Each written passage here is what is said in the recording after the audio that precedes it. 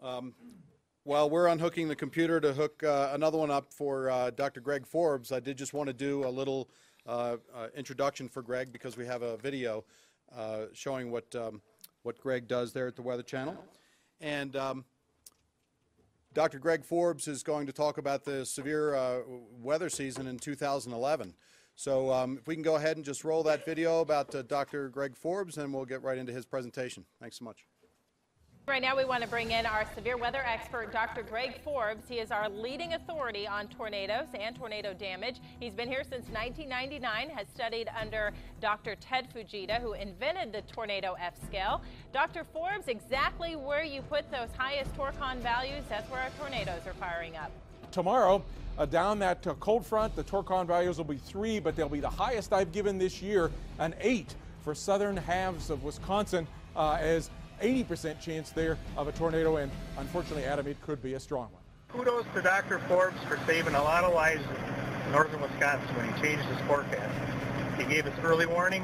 We're all down in the basement. I'm in the van with a great tornado hunt. We're headed toward Lawrence, Kansas. There, looks like it'll warm up enough as some cold air aloft to add to the instability. We might get a tornado this afternoon. Oh, there's a funnel. There's a funnel up top there. Up above the top of these great very well defined up there. That's what we call the wall cloud. That's the rotating updraft portion of this supercell rotating thunderstorm. Oh boy, we have a debris ball. There's one of these debris balls we've been talking about, and extremely strong damage is being done in Tuscaloosa at this time. It really is frustrating. What you have to do is hope you're saving lives. We can't get too emotionally involved, but seeing those debris balls come right toward Tuscaloosa, I've seen it before for Yazoo City. I've seen it a number of times just this month. You hope you save some lives by telling people so urgently that the tornado is heading that way. I first met Dr. Forbes when I walked into my severe weather class at Penn State University many years ago.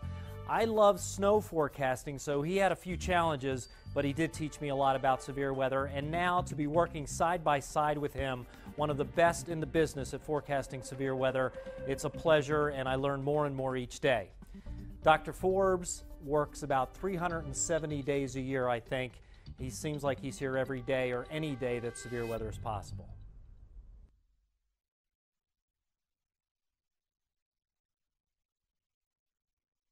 Here there is going to be some severe weather threat. I've sent in my forecast, the torcon of 5 for central Mississippi today, and they'll use that on air, I guess. As you have heard, we'll talk a little bit about the 2011 severe weather season, and I'll look a little bit about that, maybe a little bit of a look ahead, or at least what can we say about that. We'll talk a little bit about debris balls, etc. So 2011, as you recall, had not just tornadoes, but basically all the hazards. You could pretty much name it. We had, of course, a horrific tornado season, but we had a day that had the most windstorm reports on record, hailstorms, floods, snowstorms, and even not so much meteorological, but even earthquakes in a number of places that were the worst on record. Tsunami that we had concerns for Hawaii and the West Coast, and even nuclear radiation from that meltdown, if you will, in Japan. So we've recently had a National Weather Service Weather Ready meeting to try to begin to help prepare the country for facing these kind of disasters. And it's not just tornadoes, although that's the focus at the moment.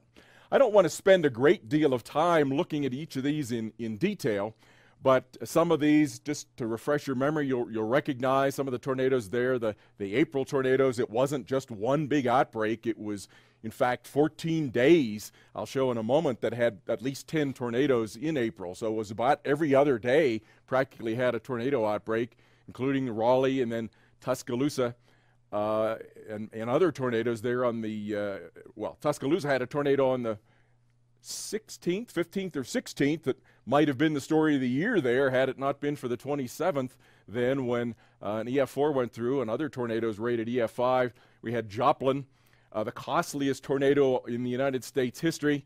Of course, the April 27th outbreak was the costliest outbreak in the United States history. And then on through into the summer flooding situations and an early northeast snowstorm. The most FEMA major disaster declarations on record, nearly 100 there. You see 99.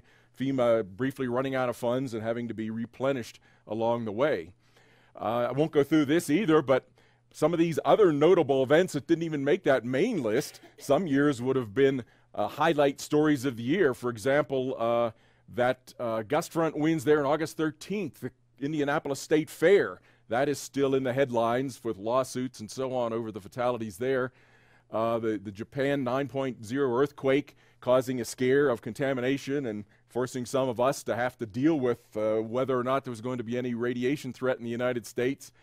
One of these, somewhere in there, April 4th there, 1,300 severe wind reports on a day. 1,300 on one day, the most on record. And so some of these things, were it not for the tornadoes, we'd be talking more about today. And then down at the bottom, the strongest earthquakes on record in the states of Virginia and Oklahoma. So many, many things will focus on the tornadoes. But since we are the media, I thought I would share with you, because some of the messages here that we talked about at the Weather Ready meeting in Oklahoma City or in Norman in December are messages that all of us need to share. So that was trying to look at ways to reduce the toll from tornadoes, and there will be a series of ongoing meetings from that.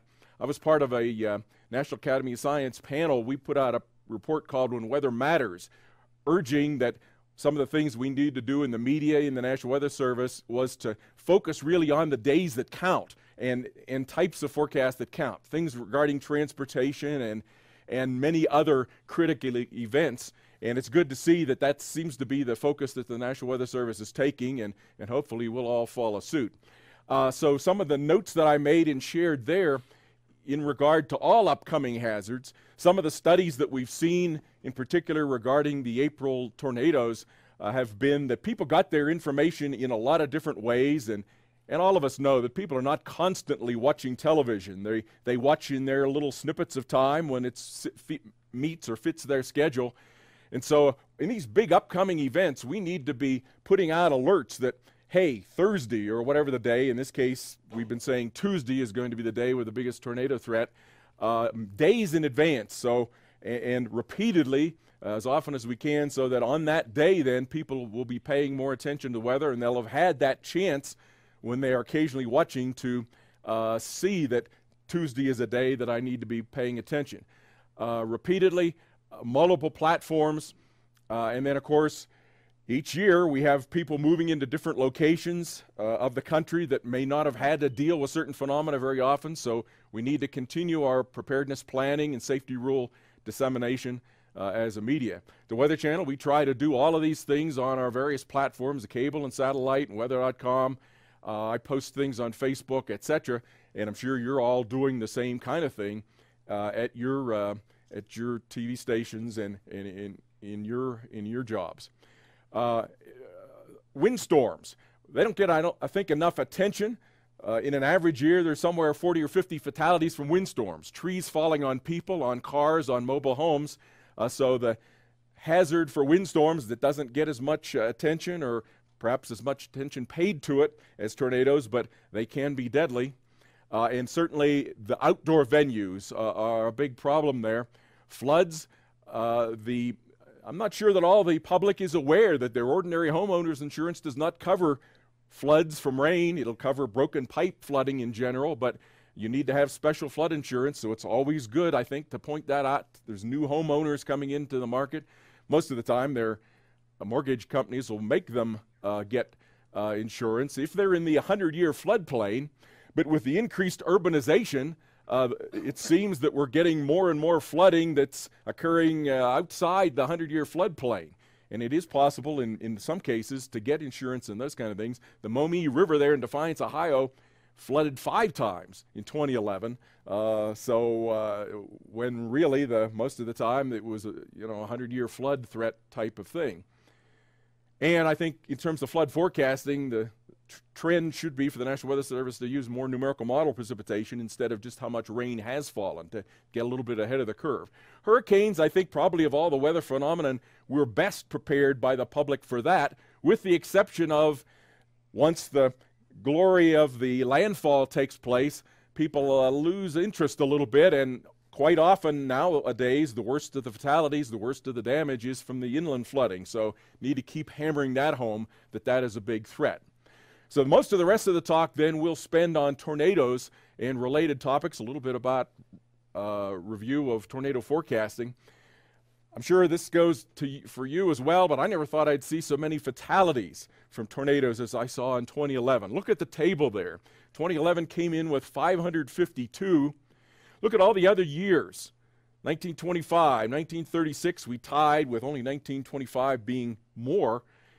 1896, 1917, 1927, those are what I call the Stone Ages of meteorology.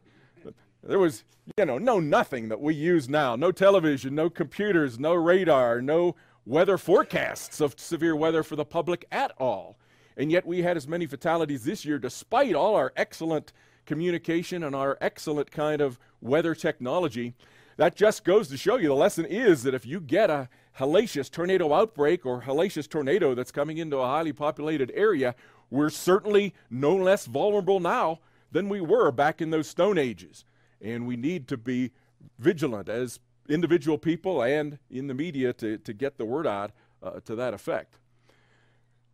In 2011, the super outbreak of 2011, we'll come back and talk about that. The April 26th to 28th outbreak and the Joplin tornado individually made the biggest headlines, but April set a record for the number of tornadoes, not just for April, but for any month. We'll come back and talk about that a little bit. The number of killer tornadoes wasn't the highest. There were 59, that's a lot. It's 9th highest, but it was the number of deaths from some of those big tornadoes that really made it that 552 fatality year. The 3 deadliest tornadoes, in fact, since 1957 occurred last year. The Joplin being the deadliest. That was the deadliest in the U.S. since 1947. And then the Hackleburg, Phil Campbell, Alabama, and the Tuscaloosa, Birmingham, ranking number 2 and number 3 deadliest in recent years. So a very, very anomalous year. I mentioned that it was just day after day in April. And these numbers of actual tornadoes here and the damage tolls and so on are preliminary. But in a preliminary sense there's 10 or 14 days that had 10 tornadoes or more. Just about every other day there was some kind of a tornado outbreak occurring. We'll see a little bit. The pattern was continually favorable for that, such that 748 tornadoes in April. The old record was from the 1974 super outbreak month of 267, so past April about tripled that record and went about 200 more than the previous record for any month, which had been 542 in May 2003. So April was a huge anomaly. The first 6 months of the year also were a record, 1386 tornadoes, and then it kind of quieted down. We wound up number 3 for a total tornado count for the year. And most of the rest of the stuff, the notes there, we've talked about, except the largest outbreak on record, the 26th to the 28th. It depends how you define outbreak, whether you start with the 25th or only use the 27th or whatever. But by most accounts, that late April outbreak was among the worst, if not the worst on record. This is part of that. Most of the tornadoes went from northeast Mississippi up into the northern half of Alabama, northern Georgia, up into parts of Tennessee, and continued up into parts of Virginia. About 299 tornadoes on that 26th to 28th period. 316 fatalities in that outbreak. About 2,600 miles of tornado pass. Wide ones, 52 that were 400 or more yards wide over 18 states. So the combination of violent tornadoes, wide tornadoes, moving very fast. Some of them in northern Alabama were hitting after morning tornadoes, had knocked out power and communications, so people were not getting the warnings perhaps as efficiently. No weather radio did an extremely good job in that context in Alabama in this case.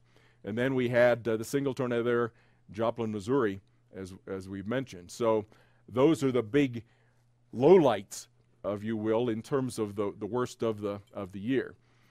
There were a lot of strong and violent tornadoes. 6 of the tornadoes were rated EF5, 4 of those on April 27th. That ties or is second to 1974, depending on whether you use Fujita's rating of the F scale of the super outbreak or the National Weather Service has one more. 17 tornadoes in 2011 were rated EF4. Combining those two, we had the most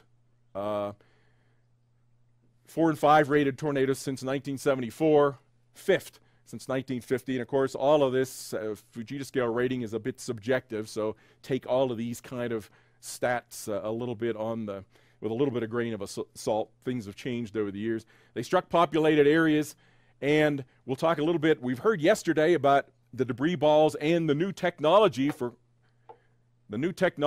those with the correlation on dual pole radar that will replace that. I'm going to come back, time permitting, and because I was a student in '74 and looked at all the radar from the tornadoes then, I thought I would come back and look at all the radars from the super outbreak 2, if you will. And so we'll see what we found, or what I found from that. But if you were here yesterday, you saw the debris ball signature. This is about as good as you get. The big, wide, spiraling hook echo with the tornado embedded there with the lavender colors, the violent, the very strong returns, typically only characteristic of hail, but that not being a hail location, so that's debris from the tornado. And there in the lower right, I've simulated using Gibson Ridge some of that return with the ground, then a little bit of the gap where you're missing down near the ground, and then that tornado, or at least tornado plus some precipitation around it, going up into the cloud. So we'll come back and talk more about those, the tornado debris signature, or what I've tended to call a debris ball. Chasers, some of our Weather Channel Storm Riders chasers were following that tornado. There was some rain around it coming into Tuscaloosa, and that was the kind of tornado as we've seen, and probably maybe fitting that they've had some joy in Tuscaloosa last night with the national championship there, because it certainly has not been a joyful year up until now. That tornado, while it was not the strongest rated of the tornadoes in the super outbreak 2011, was kind of tornado that took houses like this one, nice house there, and now after the tornado it's a pile of debris. You can see the slabs of the foundation there and the debris cast off. So you see there cross comparing, and as we know, the tornadoes, they're not uniformly wide EF4 everywhere. There's little swaths of the EF4 damage. You get out toward the periphery, that house has a little bit of roofing damage to it. Similarly, down toward the right corner, we see partial damage or some roofs off, but not piles of debris. So there are swaths of damage within that, and a general corridor a little bit to the right of the tornado track that are hit a little bit harder typically. Some of the other pictures, most of these are courtesy of the National Weather Service in Birmingham, of the tornado, and ground shots of some of the damage that it caused, just pretty much, and I flew over in helicopter, pretty much piles of debris everywhere. From my perspective, over the years, I've done mostly aerial surveys of the damage, and the first thing that struck me was that while the tornado was going 55 miles per hour toward the northeast, virtually all the trees fell toward the southwest. They were pulled in by the inflow to that rotating thunderstorm and tornado before the strongest southwest winds ever got there. That's the kind of thing that I've seen in some of the strongest tornadoes in the past, and that's what I saw in Tuscaloosa. I'm sure that some of that occurred in some of the other tornadoes in this outbreak as well. What are some of the things then to be learned from this and the other tornado statistics, keeping in mind that these wind speeds are estimated and there is some subjectivity in the enhanced Fujita scale, but if you use the last 10 years of statistics, the good news is that 87% of the tornadoes are zeros and ones. Now that may be a little bit on the low side. If they don't hit anything, they tend to get rated a little bit weaker. But and so the lesson to that story is that perhaps if we could encourage the building industry, the builders, to put the hurricane clips to attach the roof to the walls and make sure that bolt down the foundation. Some of what now are EF1 damage, but the home has been destroyed because the roof is gone and it's unlivable. Some of those perhaps could be still livable. So at the low end, for some of the weaker tornadoes, a little bit better building practices perhaps could help prevent total destruction and the cost and the disruption of people's lives affiliated with that. When you get down to those other 13%, though, the EF2 and higher, They cause 92% of the fatalities, and you're probably not going to be able to build the homes strong enough, cost-effective wise enough to withstand those. So if the moral to that story is that we've seen from all the deaths in 2011 is that if you want to be able to feel absolutely safe from tornadoes, in-home shelters, underground storm shelters are the only place that are absolutely safe. The kind of message that we give, lowest innermost portion of a sturdy building, in your basement, in your closet, in your bathroom, that raises your chances, but we don't want to give the public any kind of guarantee that they're going to survive. We've seen in 2011, unfortunately, that is not the case, that people were doing the right things, but they still perished. The tornadoes were too strong, too much debris. Death rate at night, even higher than the daytime. Well, a question that always comes up then with this kind of record April, is there any reason that we can give for that? And you can look at some of these factors, but none of them are so perfect that you can guarantee that they played a role. But these are some of the things that, if you go back and look at some of the cases, that what the data shows. We were in a La Nina. La Nina tends to favor tornado outbreaks in the January to April period. If I've gone through and looked at the biggest outbreaks and then the record months, and January to April, all of those biggest records, they occur in La Ninas. The rest of the year, though, it tends to be El Nino or neutral. So that suggests, down here at the bottom for 2012, we're still in a La Nina. It weakened. It's come back. So we will have to worry today and through April at least, perhaps a little more than normal, about tornadoes. Last year, January was quiet. We were in La Nina. February was a bit active. March was quiet, and then April went crazy. We were in a positive. The ones that are underlined were things that April 2011 had going for it. We were in a positive North Atlantic oscillation. We'll come back and talk about that. That's a big upper low over Greenland. That has tended to favor tornado outbreaks in the past. 14 of the biggest, if you look at the 27, their biggest and most impactful tornado outbreaks, 14 were in positive NAOs, 8 in negative, and 5 in near zero. So certainly not absolute, but it sort of raises the odds. But we can't predict, at least I don't believe, maybe we'll hear more as we go later on in the week. In general, the skill has not been that we can predict very far in advance the NAO or the next one, the Arctic oscillation, that if you look back in the past, those 27 biggest, most impactful outbreaks, 16 have occurred in positive Arctic oscillations. That's a bit of a stronger circumpolar vortex over the North Pole. Both of these two sort of favor the northern latitude jet stream. Madden-Julian oscillation, we tend to talk a little bit more about that relating to the tropics, but there have been some studies that have shown that it affects Pacific rainfall, and the divergent, this is sort of an upper jet stream kind of impacting phenomenon. We'll come back and I'll show a few more slides about that, but upper level divergence, it makes the air rise, and so if you get into a phase of that with a little bit of enhanced divergence, there's been some tendency in the outbreaks for that portion to favor tornado outbreaks. And we were in one of those, we were not in one of those, I should say, in April. We were, the Antarctic oscillation has pretty good statistics. Why, though, it would impact tornadoes in the northern hemisphere doesn't seem very likely. So some of these, while there may appear to be statistical relationships, they probably don't have any physical relationship. We were not in a positive AAO. If you go back and look in a little bit more detail for ENSO, El Nino, La Nina, January to April, the six of the biggest and largest most high impact tornado outbreaks have occurred in La Nina, 3 in El Nino, 2 in neutral events. It switches around the May to December. It's 9 for El Nino, 5 for neutral, and a definite minority 2 for La Nina. So La Nina is predicted to persist into the summer of 2012. Beyond that, a little bit questionable, which would perhaps suggest that this might be from the one factor that we can predict, that may suggest that this is going to be another active year. Who would predict, though, that it will be as bad as 2011? Probably not. The odds of that statistically are not that great. Some of the research, there's been lots of studies of El Nino and its impact on tornadoes. One that I've shown here is by Cook and Schaefer, 2008. The La Nina is in the lower right.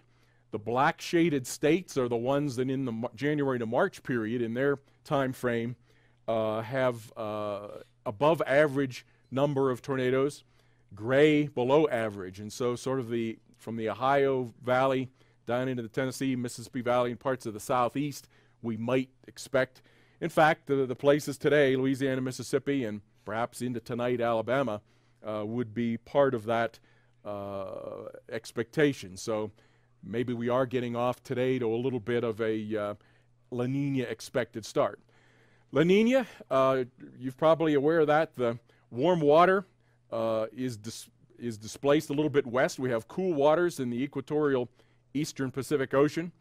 And accordingly then, that warmer water tends to force convection and upward motion. If it's a little bit farther to the west, that rising motion is farther west than in an El Nino or in a normal year. That has some impacts on the polar jet stream and the Pacific jet stream that you see there, with some tendency for a ridging from Alaska down into the Pacific Northwest, and some tendency for the southeast to be a bit on the warm side and up into the mid-Atlantic, a little bit into the warm side in the winter and into the early spring months. And so the left here were the April patterns of last April for an average. The upper left was the temperature anomalies. The yellow and red, the warm colors, were above average. So anywhere from just south of the Great Lakes down into the southeast was above average, below average across the northern tier. And so that tends to be something that relates to La Nina. The 300 millibar pattern, or maybe this is 250 millibar pattern, the upper level jet stream pattern was a bit of a split jet kind of thing with one branch, and this would be consistent with the La Nina and the NAO to have this a bit above average, and then a Pacific jet diving in. Well known that when you get an exit region of one jet corresponding to the entrance of another, there's a gap region in between that tends to favor low pressure. And of course, with low pressure in that location there, that would tend to pull in Gulf moisture into the Tennessee Valley in the southeast. So that month-long average, very persistent pattern is what set the stage then for the tornadoes.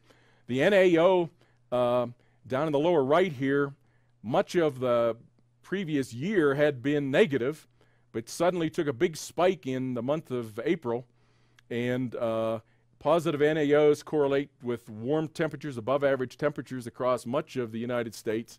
So that might have enhanced some of the La Nina factors. And with the cold across the northeast and the warm, well, across Canada and warm across the northeast, there's a tendency in the NAO positives to have a jet across the northeast. That may have contributed to this locked-in northeast part of that combined divergent upper jet pattern. NAOs, for review here in the upper left, the positive phase, the NAO has an upper low over Greenland, and so on its flanks there's this above average jet stream coming across parts of the northeast United States and into the Pacific.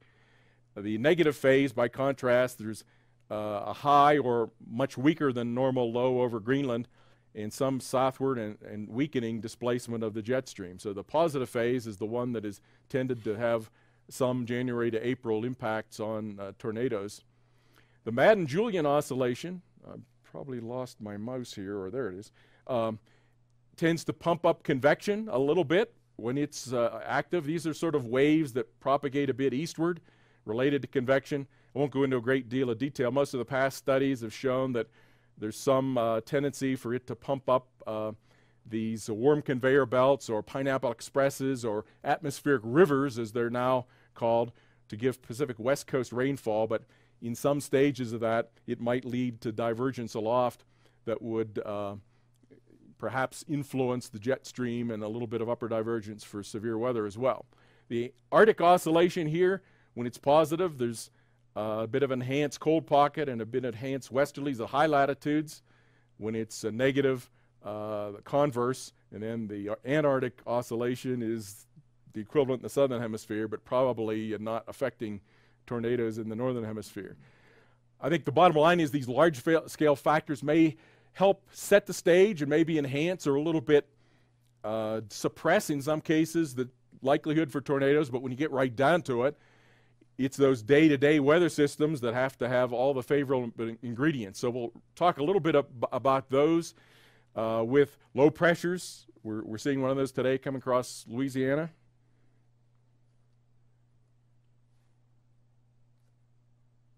And out ahead of that, a flow of warm, moist air, perhaps in a low-level jet.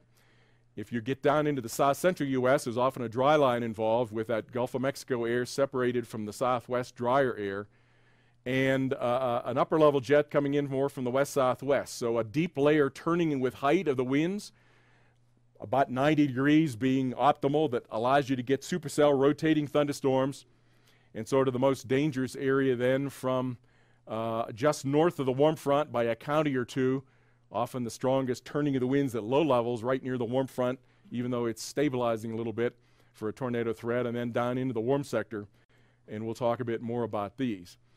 So for tornado formation, you need to have the instability, the warm moist air at low levels, the colder aloft, that are set up by some of these surface and upper air patterns. Favorable winds and wind shear then, especially the lowest 3,000 feet, how the winds turn clockwise with height from southeasterly to southwesterly, an increase in speed. That gives you the damaging wind source, momentum transferred downward, as well as the rotation. We'll talk a little bit more about that. And then numerical models predict these pretty well. We'll talk a little bit about things like energy helicity indices and things like that, but I think about half of the game, or half of the forecasting puzzle, half of the factor, is the trigger.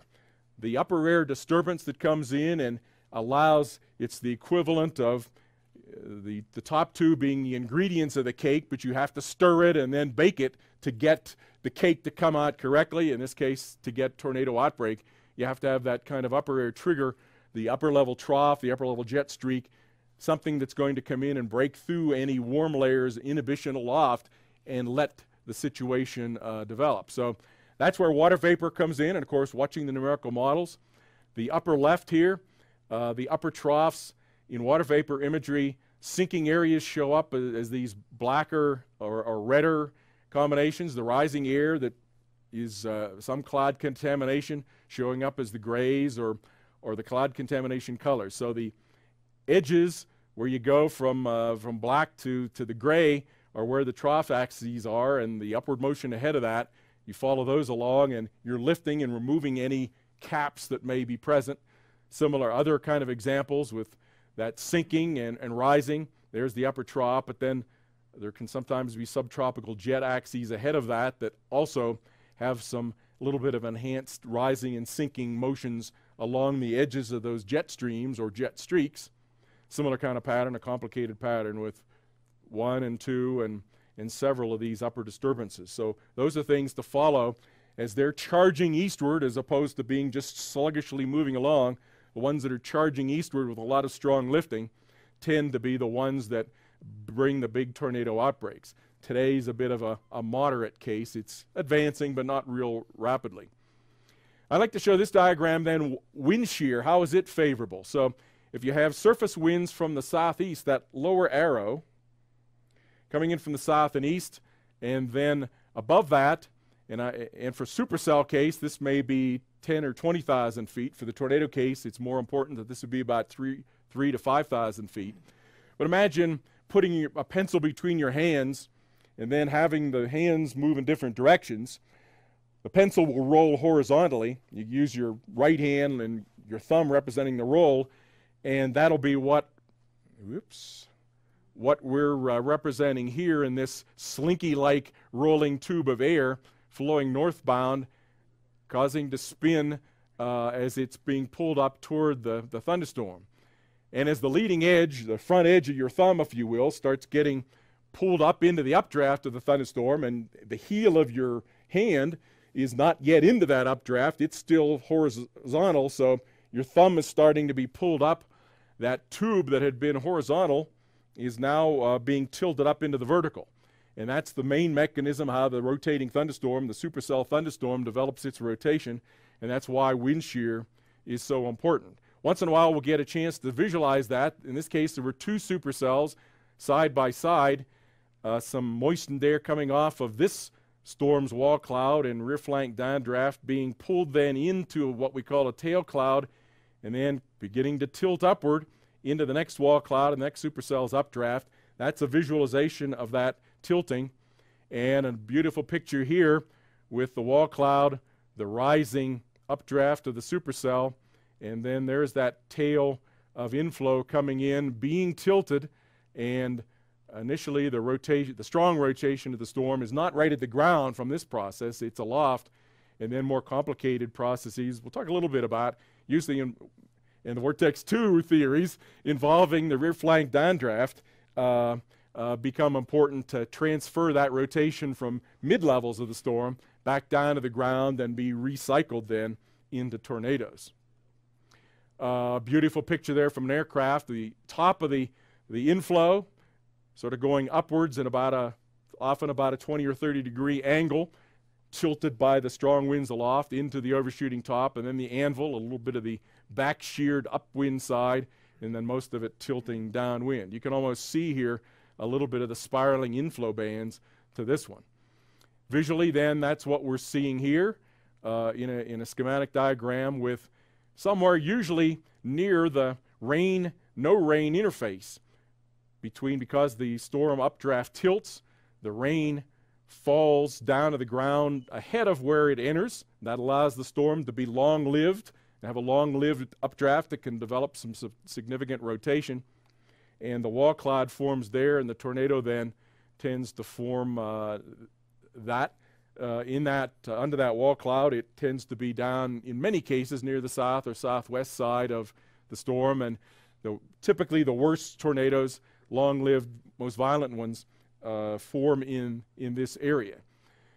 The parameters, some of the parameters that we tend to look at then, separating the tornadic supercells from the ones that are not tornadic, are like this, looking at that low-level shear in the lowest kilometer, the lowest 3,000 feet, the shear, and then something to do with how high the cloud base is, or the low-level relative humidity, are a couple pretty good parameters. If you look at these open gray squares here, you see that almost all of those are occurring up in the region that has shear values more than 10 meters per second, so more than about 20 knots in the lowest kilometer, lowest 3,000 feet, so strong low-level shear, and most of those gray squares are to the left of about a kilometer.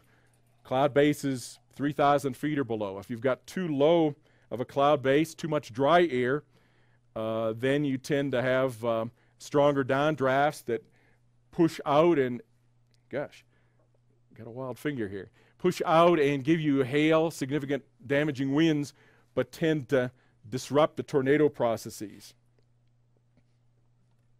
And we've sort of seen this then summarizing again the main ingredients for big tornado outbreaks tend to occur where you get strong low, upper air trough, maybe a jet streak approaching that, low-level jet coming in that warm sector. Wind maximum, the jet streak, as we call it, in the upper-level jet streak. There are divergent and convergent regions aloft relative to that, with a little bit ahead of and to the left of the axis. We call that the left exit region.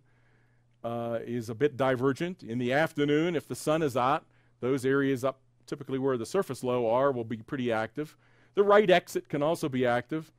There's some divergence also in the right rear quadrant. Sometimes that will get active, and not usually the left rear quadrant. That's sinking aloft. And now when I want it to advance, it's not.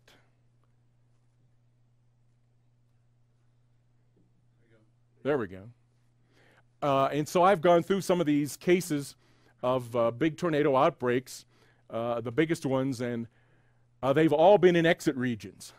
They've all been in that charging, advancing jet streak, sometimes the left exit, sometimes the right exit, sometimes both quadrants. They've all been ahead of upper troughs or lows. They've all been associated with some kind of surface trough or surface low.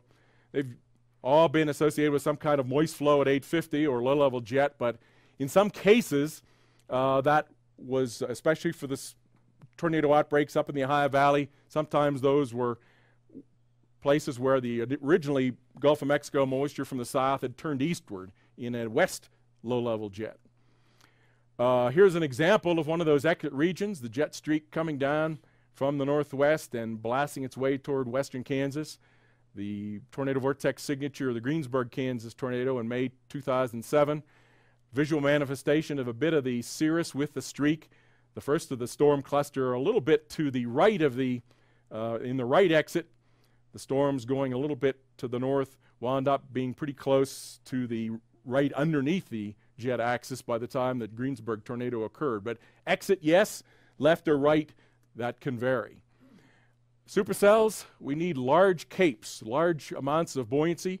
Cape is warm air that rises, and then if it continues to rise, it becomes warmer than the environment that's going through. So you add up all that energy, and it relates to the magnitude, the strength of the updraft.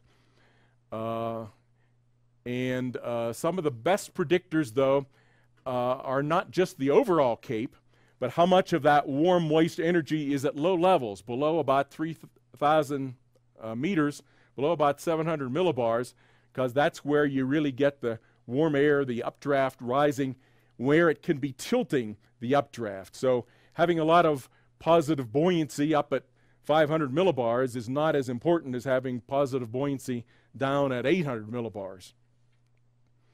And a few of the negative factors: very weak low-level shear is a weak factor, very high cloud bases, and high convective inhibitions, warm air layers aloft down near the 850 or 900 millibar level that can keep the warm bubbles from rising will tend to give you non-tornadic cases. But it's not just the large-scale factors either. A schematic here of the supercell, the rear flank downdraft, rain-cooled, melting hail-cooled air coming around the southwest flank, pushing east in a rear flank downdraft in its gust front. Some of the Vortex 2 research suggests that that is an important factor. If you go back to my little schematic diagram of the tilting of that tube of air for the supercell, that tube, or the vortex line if you want, it becomes vertical up well in the middle portion of the thunderstorm. It's pretty much a horizontal rotation, not like a tornado down at low levels. But if you have a downdraft coming and pushing down along the edge of the thunderstorm, you can push some of that tube downward, and then that vortex line is almost vertical, looking like a tornado. So this is one of the hypotheses of the Vortex 2 research project that had a couple field phases a few years ago. Now it's continuing in a research phase. And sort of what I paraphrase as the Goldilocks and the Three Bears theory, that the downdraft temperature has to be just right. If it's too cold, it comes down and just plow winds, pushes the tornado away. You can't develop a long enough circulation for a tornado under the updraft. If it's too warm, the downdraft doesn't have enough negative buoyancy to get to the ground. So if it's just slightly cool aloft and then warms up and maybe is even a little bit slightly positive buoyant by the time it gets to the ground, it's able to be recirculated. That's one of the working hypotheses that makes for the tornadic supercells. Some of that downdraft buoyancy temperature may depend on cloud drop size factors that we can't now know in real time, but maybe we'll be able to get some information on that from dual pole radar, from those drop size distribution information. Some of these EHIs and factors I know I've gone through pretty quick. I'm running toward the end of my talk time here. Are available online from Right Weather, from the SREF that you can get from the Storm Prediction Center. Earl Barker has a forecast model page that has some of the parameters on it, and INSEP WRF runs and others, as well as the SPC page for nowcasting guidance. The supercell types just may be corresponding to these Goldilocks and the Three Bears downdrafts. There can be different supercell types, with the top right here having a lot of rain around the supercell updraft, around the wall cloud, high precipitation supercell, not so tornadic. The lower right here, low precipitation, hardly any precip at all around the wall cloud, not so tornadic. But the tendency for the classic supercell the rain over here, the rain-free, the sun starting to come out, and the tornado with the interface, the classic supercell perhaps being the most tornadic. So, Greg, yeah. What time do you think you're done? 15 after? 45. You got plenty of time. Oh. Sweet. In that case, I can take a...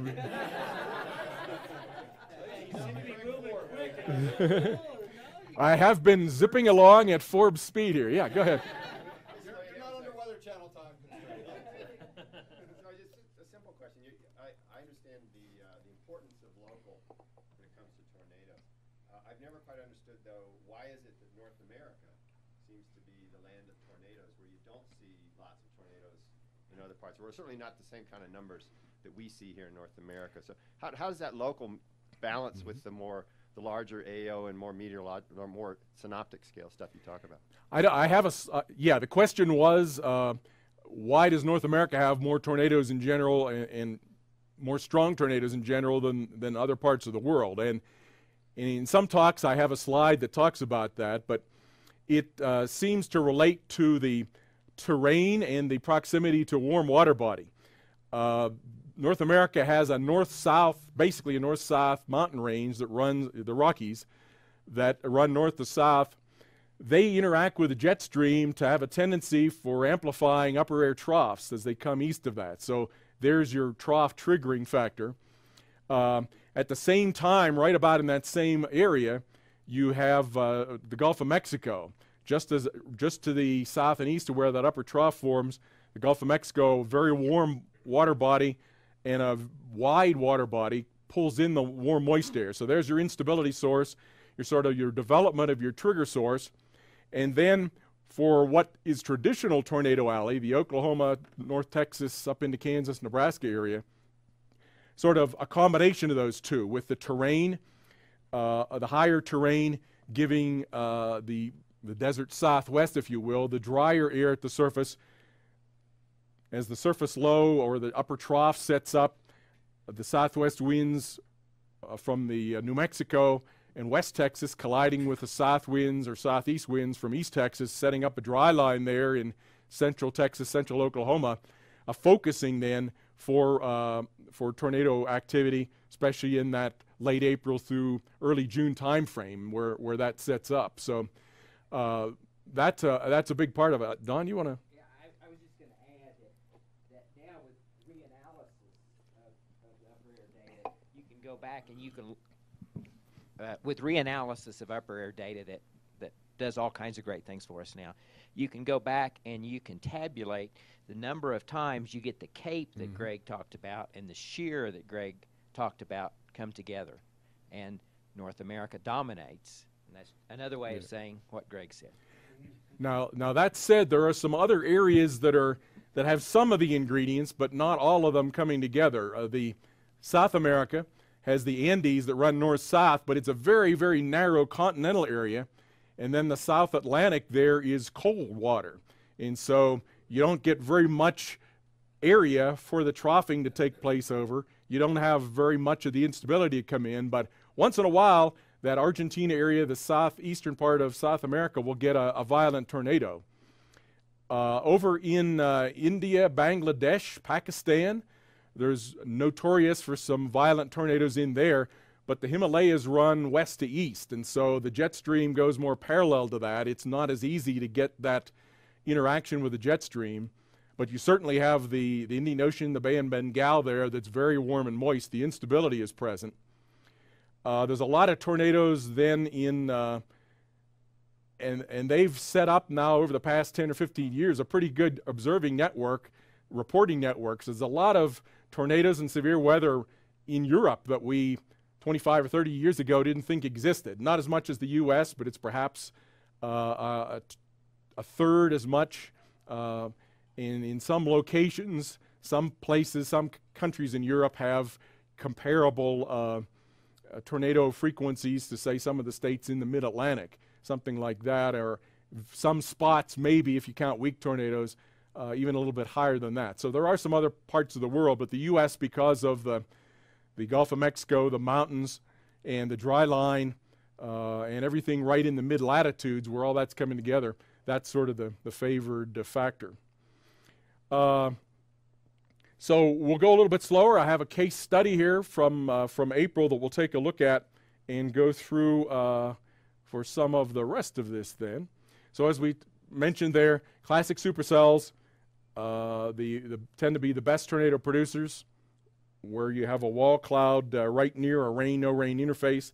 Low precipitation supercells, not so often tornadic, the rear flank downdraft, not enough rain to get to the ground. High precipitation supercells tend to be storms that cycle very rapidly, maybe too much rain and hail coming down too close to the updraft, choking it off. High precipitation supercells tend to be cases where the mid and upper level winds are a little bit on the weak side, so you don't have the precipitation, the storm's not leaning as much, not blowing away from the updraft. The low precipitation supercells, perhaps the upper level winds are a bit too strong, so the storm is too much tilted for the amount of available buoyancy, and so the rain doesn't occur close enough to that low level updraft to give you the appropriate interaction with the rear flank downdraft. Of course, those are three examples. There's all sorts of a continuum. In this cold season, we can get mini supercells or low-topped supercells that behave a little bit more differently. Their tops below 9 kilometers, below 30,000 feet, and unlike the 60,000 feet that we sometimes get in the heart of the warm season. Cold pockets aloft that can trigger storms. Tropical systems that have shallow, unstable areas, layers, warm aloft. So there's a variety of these other kind of factors that have lower Cape values, typically from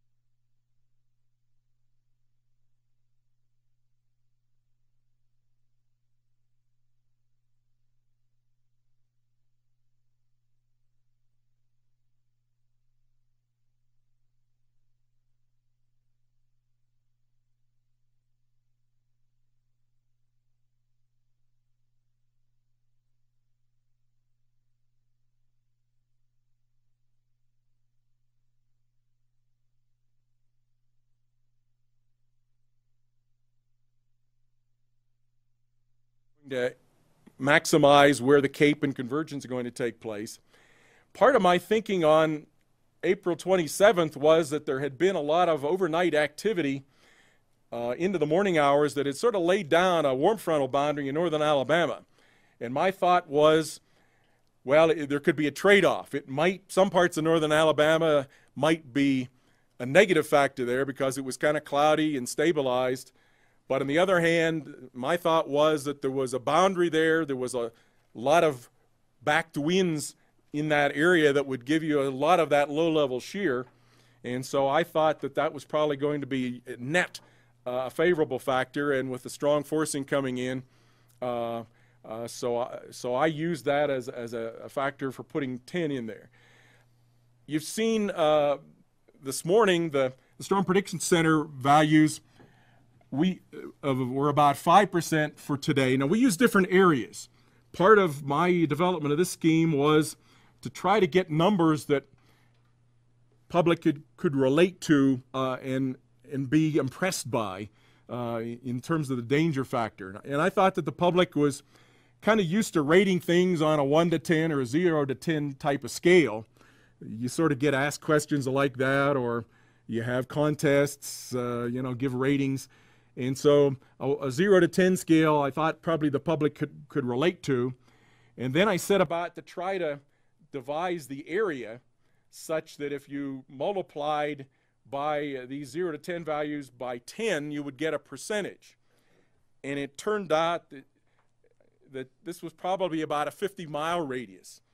Now, this differs from the Storm Prediction Center. They're using 25-mile radius. So mine radius is 2 times bigger, so I've got 4 times more area inside my box than what they're talking about. So my values are going to be higher than theirs normally. Today they have a 5% within 25 nautical miles, but of course their next step that they would put out would be 10. So they're 5 to 7.5 today. So they're in the 2 to 3 kind of torcon value if you multiplied by 4. I've got sort of 3 to 4 for most of the area and a 5 for central Mississippi, thinking that that's the area where the warm front is going to be. A little bit of the dry tongue aloft might let the sun come up there. Dale in the morning briefing mentioned that cluster of storms that might cloud over parts of southern Mississippi and southern Alabama, so I've given lower torcons, thinking some of that in that area. So that's some of my thought process for today. So I'm thinking of those kind of things. I'm looking at the model EHIs, the model upper forcings, the instabilities, the capes, helicities, etc., and trying to come up with an experience base. It's not any single formula that we just punch in the numbers. It's me thinking through the factors, some of which I sort of just described to you, and coming up with an answer. If I had a formula, I'd give it to you, but it's coming out of my head. And if I'm not there, it's the Dale's forecasters and the Global Forecast Center that are filling in during the nighttime hours if they need to make any changes. Yeah, we have to do it one day out of the year. I've sent in forecasts. I got up early and sent in forecasts for today and tomorrow with the torcons in and give them to our weather.com folks that they can put the values on the web. But I'm not planning to. This is one of the days where I'm sort of nervous to see what happens. I'm probably not going to be trying to do too much. I'll let the folks that are there deal with the stuff that's going to be ongoing today. So what I thought we would do here the rest of the talk, or at least a little bit, would be we now have what we think are, I think most of the meteorological community talks about as 2 super outbreaks. One in 1974, that was kind of early in my career, and now one in 2011 that's probably pretty late in my career. We'll talk a little bit about some of the ingredients of each of those and put a little bit of maps to some of what I was just talking about in terms of the ingredients. So 1974, most of us thought that might very well be the worst that we could ever see. It certainly has been the benchmark by which we judge any kind of tornado outbreak since then, with 148 tornadoes, some of them long-track tornadoes, including some of the same areas of Alabama that got hit in 2011. Early stages, not a whole lot of tornado video or movies at that time, but documentation of the existence of what Dr. Fujita had hypothesized were suction vortices rotating counterclockwise about the tornado, proven in that outbreak. 148 tornadoes in 24 hours.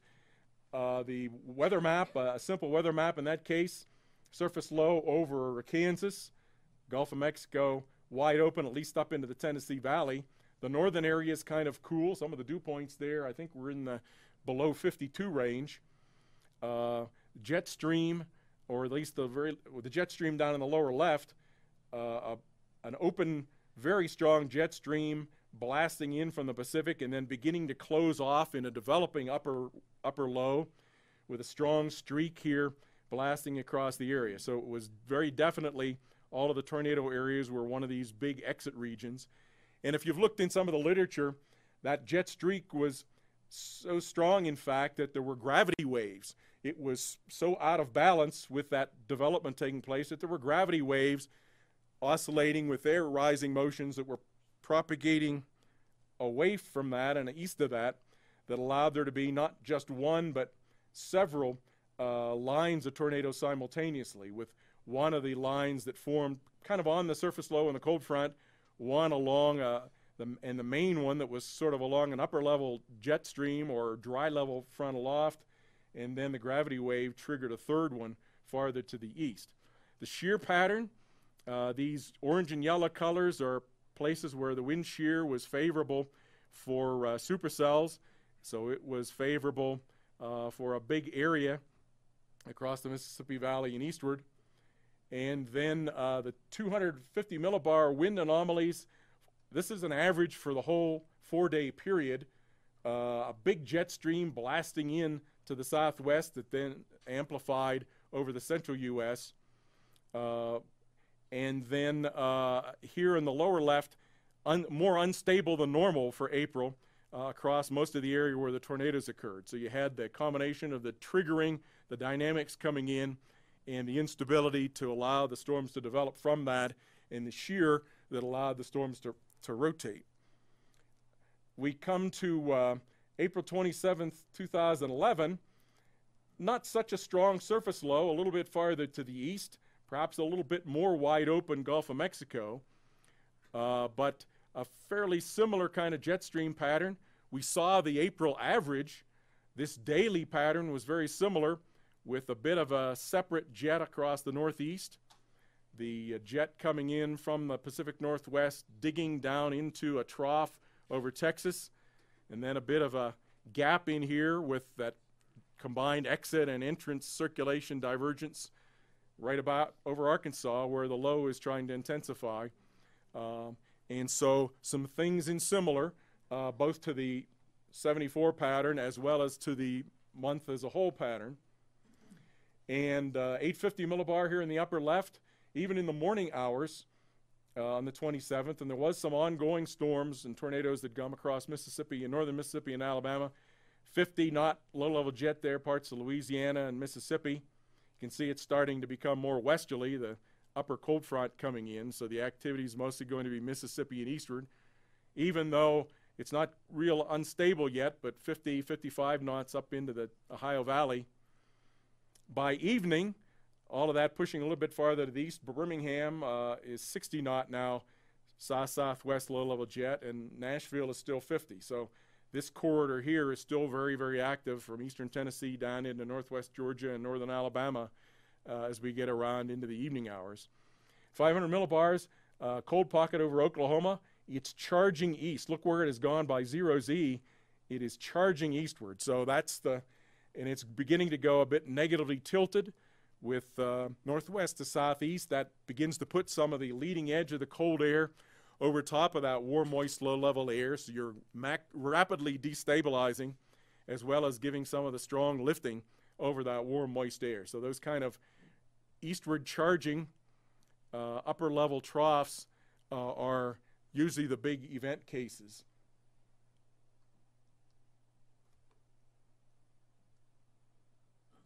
And we got a bit of a stall here. 3 minutes, all right. No, 15. 15, all right. That will work better if I can get this to advance. Let's go with 18. As long as they want. We're going to give them 15 just in case. Yeah.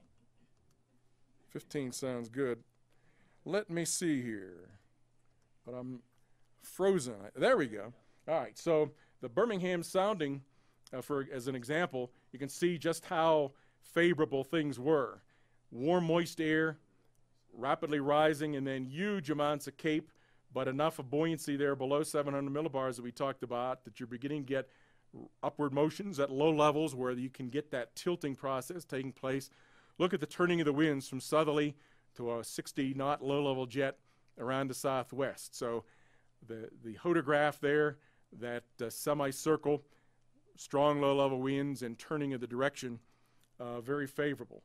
Some of the indices, the effective helicity, manifesting that low-level turning, 100 or 150 is usually enough. We've got some values here in the 700, 1,000 range in the morning.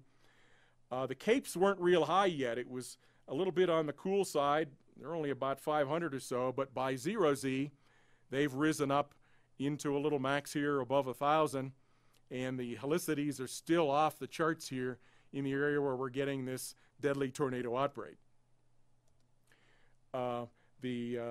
In some of the additional fields, the 0 to 1 kilometer shear, it's hard to see, but all of these are above 40 knots, so we have enough shear across the whole area. The storm relative helicities, they're huge values. I can't read the numbers here, but they're well over 400 across a broad area. EHIs that combine the CAPE and the helicity, there's some values there in the 10 range. Usually 1 to 2 are enough. And so Alabama and working its way up towards southeast Tennessee, northwest Georgia are in the favored zone. We mentioned briefly those low cloud bases. Back here behind the front, there's some 1.4 kilometer cloud bases, but mostly in here it's in the 800, 600 range. So the cloud bases are low, the shear is high. That's that one diagram we talked about, high tornado potential. And that's the kind of pattern that we're seeing here, and it continued to slide a little bit farther to the north and east as the time went along. So the net result, 1974, we had 147, 2011, 202 tornadoes. So if you take a comparable 24-hour period, number of fatalities similar. More killers in 74, more strong and violent tornadoes than in 2011, but there could be some rating differences there. The more wide tornadoes in 2011, but a lot of the surveys were largely done by aircraft in 74. We have a rough time seeing the EF0 damage from the air, and so maybe we underestimated the tornado widths in 74, but certainly a lot of wide track tornadoes in 2011. So that's sort of a summary there. We'll take a look here the last few minutes and talk a little bit about a summary of debris balls from some of these outbreaks. That will be replaced very soon as we go dual pole for the country by the dual pole signatures. But we saw a lot of these kind of signatures. Here's the Tuscaloosa tornado. I briefly showed that purple dot. It evolved from a red ball down near the base of the supercell hook. Began to be getting a little bit detached over the next 10 minutes. We have the tornado just begun there. The second picture here, it's become EF2, and then all the debris, it's hitting Tuscaloosa. We've got a lot of debris. The reflectivity's there up to 63 dBz in that ball, with the upper right there, the tornado vortex signature. The continuing along, the debris ball widens, and at one point here we've got just continuing along, the white core there, 72 dBz returns as it comes up toward Birmingham and then finally weakens. So a long-lived debris ball. I looked at all the radars from every hour that had severe weather and tornadoes in this outbreak. At least 24 tornadoes had these debris balls. And the rule that I was using, and we heard a little bit of that yesterday, because there can be some false alarms. Just something that's a circular ball of radar doesn't mean it's a debris ball. You have to have a tornado, or at least some kind of a rotation signature co-located. It's not always right at the center. That could be an offset of the debris and altitude and so on, but somewhere within that maximum, darn. Let's try that again. And so basically all the debris balls that had a co-located tornado vortex signature inside that height and reflectivity had a tornado. Darn, my mouse is betraying me here. I'll just talk a little bit then. How's that? So 21 of the 24 tornadoes that were in that outbreak were at least EF3. There was one that was EF1, 2 that were EF2, and one tornado where it was in the range folding, velocity folding. I couldn't see if there was or was not a tornado vortex signature. It was a 0, so you'll see that as a question mark in the tables to come. 9 of the 10 candidate debris balls that did not have, that you might have thought if you didn't look at the tornado vortex signature, those were false. Those would have been false alarms. You need to be looking at the velocities. So, well, what is... And we heard some of this yesterday. The debris ball is just adding further confidence that, and in many cases, that this is a strong a 2 or 3 or higher tornado that's in progress. It's just another measure of certainty. It's not certainly the whole answer. In some cases, it was wider than the tornado. It may be partly rain, partly debris. There's also beam width and altitude issues that I haven't had time to get into. What were the ranges that you could detect these? On this date, the maximum was one that was seen out to 115 nautical miles. Most were fewer than that. And then there's this 1-0 that was close in, but it violated the no tornado vortex signature. There was one more EF5 tornado on this date, in this outbreak, but the Huntsville radar went down from a massive power outage or communications outage, and so it could not be seen. That tornado could not be seen by any radar. What kind of reflectivities were showing up with these? I've got the maximum, and by tornado maximum EF scale, so anywhere from a max reflectivity of 72 to a minimum of 32.5. I guess the question is there, what were we seeing? Was it dust, or were we just so high enough that there hadn't been very much debris got in there? I don't know the answer to that.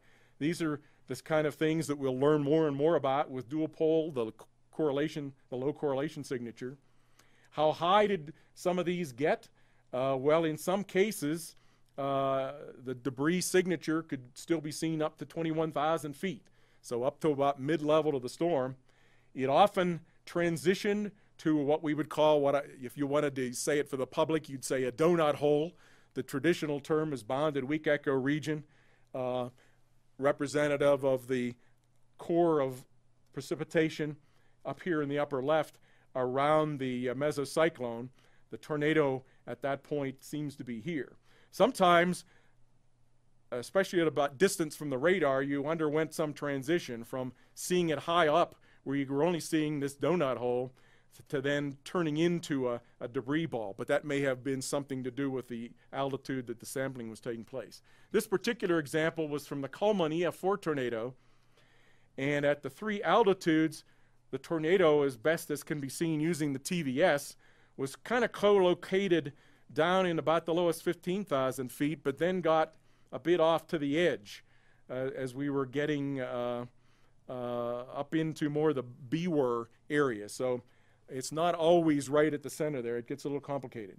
Since then, I've been continuing to look at more and more of the cases from this spring, and intend to look at a few more, but all told now, about 40, the total column here we'll look at the right, about 42 tornadoes, I think, and 88% of those have been associated with tornadoes which, at least at their maximum, have been EF3, 4, or 5, about 29% in the 2 range, and very, very few down in the 0 to 1 range. So it's largely a strong to violent tornado signature when you see that. You see there some of the other cases that I've used. And we've seen this yesterday, the debris ball kind of signature, the low correlation coefficient signatures, and the low ZDR signatures that we'll see more and more of from the dual pole. We'll close with just a little bit about this. There's still a lot we don't know. As few as, depending on the case, as few as 10% of the supercells produce tornadoes. The false alarm rate is still pretty high on a national basis, and not all get detected. My thinking is that a lot of that has to do with the radars are far enough apart that we're scanning mesocyclones aloft. If we could have gap-filling radars, that would be one step to probably both detecting some of these weaker, more shallow tornadoes, as well as cutting down some of the false alarms when we're really warning on mesocyclones.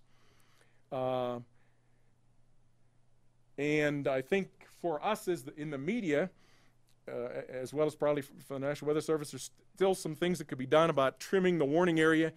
The message that came out of the studies in Alabama in April 27th, where people were very definitely looking for very specific locations. They weren't taking action if it was just their county. They were looking for their crossroads or their community name, a store, some landmark, and then trying to work with schools so that we're not abandoning or dismissing schools during tornado warnings. The last place we want people to be is in buses or out in the parking lots. And finally, is global warming having anything to do with this? And some of the speakers maybe later on this week will touch a little bit about this. There's sort of two ways of looking at this. My way of looking at this, and my supervisor, Stu Ostro, it seems like we're getting more and more rare extreme events at high latitudes in the cold season. And so my thinking is that maybe that is the signature. And Stu has a lot more of these. I've just put a few of these, but EF4 tornadoes in November there in Oklahoma, the last year, the first since 1930, pretty rare events. Wisconsin and northern Illinois in January, etc.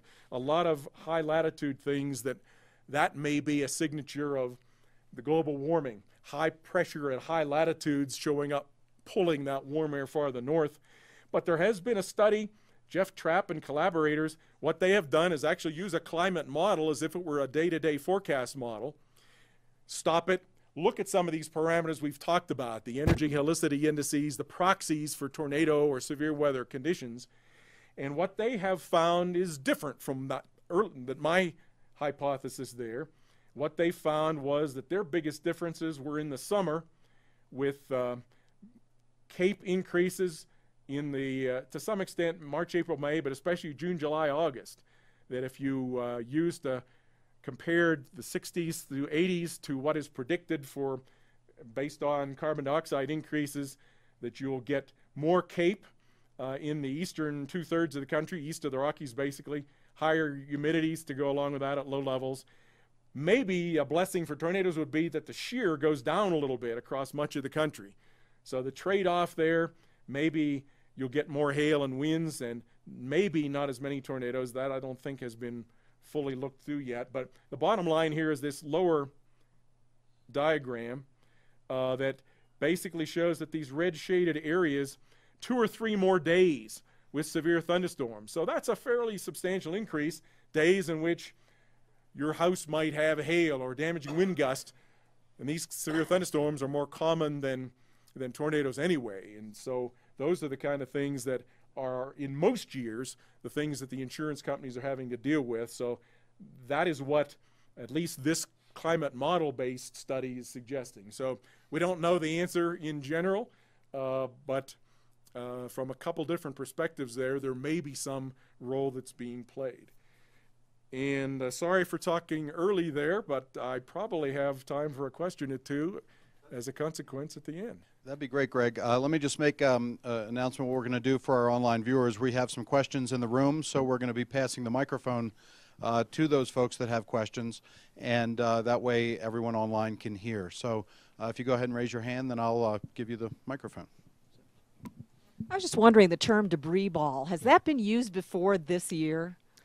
I don't know. Maybe Don Burgess. Yeah, Don says yes. I used it a lot, but I think it was used, but I don't know how formally. It became popular about 2009. So starting in 9, and then much more significant weather in 10 and 11 is where we've really seen the use grow. I hadn't heard it before this year. There was so many more debris balls this year that it seemed like every day in April there I was talking about it. So it's become common. I'm just curious, is there part of your research, have you gone back and tried to look up any null cases? Because in Kansas, I'll get a classic present Supercell, but on a high LCL day, so you'll get a debris ball looking signature, but there is no tornado, there is no damage. And the problem is debris balls become so popularized now that the twittosphere and armchair meteorologists start saying, oh, better take cover, I see a debris ball here, here, here. And I'm having to counter that and say, I know it's a lookalike, so I'm just wondering if you've done any research to see how many false indications there are of that. I haven't done a lot of that. What I have done, though, is for the days that have had, and there's a few more days that I didn't have in the table there, but that I've started to look at and haven't finalized. But what I have done is looked at all the radar echoes through the whole region, and so there were about 9 or so on the April 27th to 28th that were kind of lookalikes, but if you threw them out because they didn't have a collocated rotation signature, those would have been false alarms. But thus far, I haven't gone through and tried to look at every day of every year. I've been sort of trying to look at days that have been more of the tornado outbreak kind of days. But I may do some of that. But my impression is that if you use that rule, that you have the co-located signature, you'll probably not get very many. And a Twitter follower, Fly High Jason, and he asks, what about increased relationships between solar flare activity and any causal relationship to severe weather in 2012? Yeah, solar flares, I haven't, I don't know the answer to that. There's been some studies in the past that have looked into that, in fact, even for decades into the past, but I think in general, they've been pretty inconclusive. But that's not, these kind of large-scale, long-term type of things are not my specialty. So if there's anybody that has better info on that, I'd certainly be glad to defer. There's still some advocates for the solar cycle influences, but it's like some of the other indicators that you showed. There are mixed results. There is no clear-cut signature. Yeah, and even for things like La Nina and El Nino, I often say that, you know, El Nino made its reputation in California. Big El Nino means big rainstorms. But if you really try to look at it, there's been lots of big rainstorms in California in La Nina.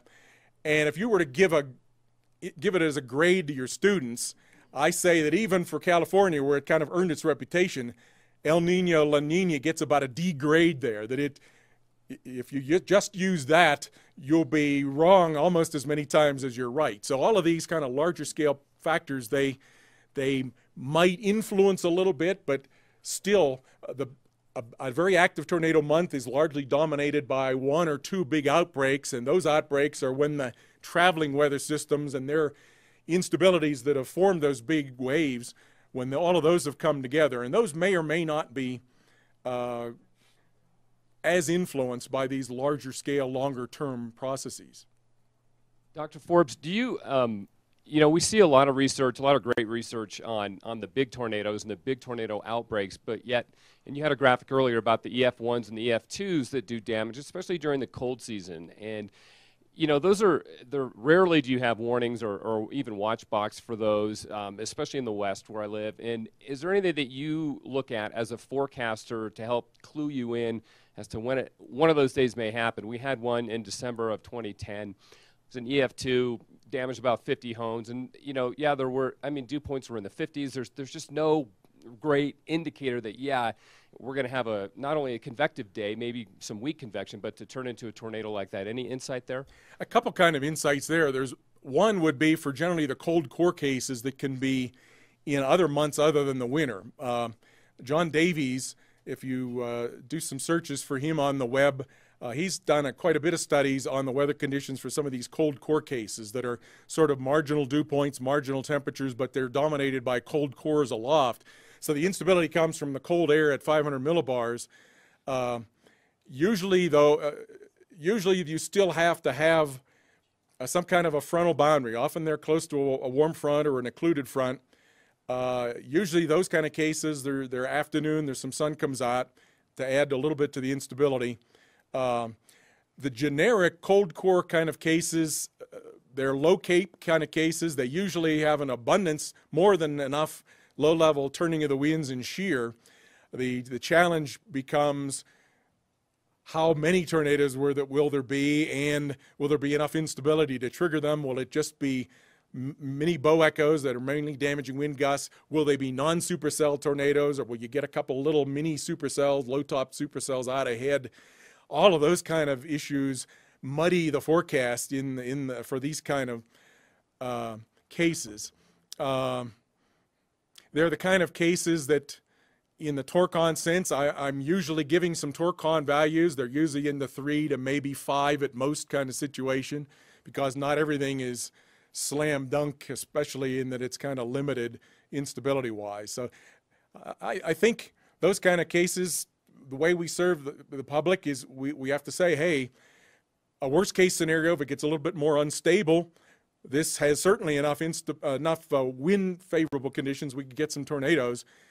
Probably it won't, but, you know, pay a little more attention to the weather than the normal, just in case. I think that's about the only way we can handle it.